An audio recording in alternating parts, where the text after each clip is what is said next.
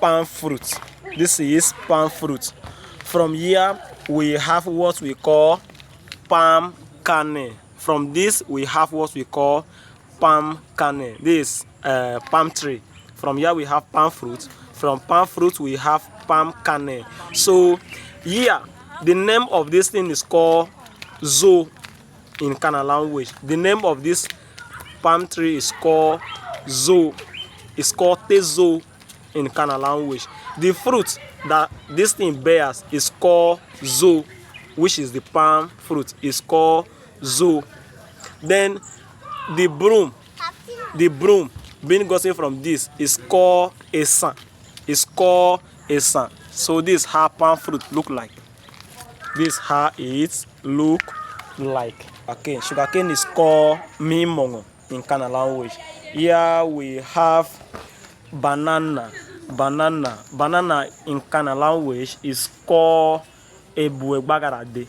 Ebuegbagaraba is called banana. Here we have pear. This is pear. This pear is called pen in Khana language. Pear is called pen in Khana language.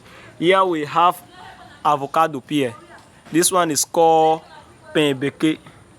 Penbeke is called avocado pear. Pineapple is called ekpamboro.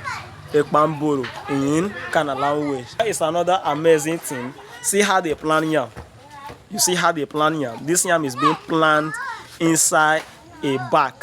You know, this is yam. This is yam. The safest way to plant yam.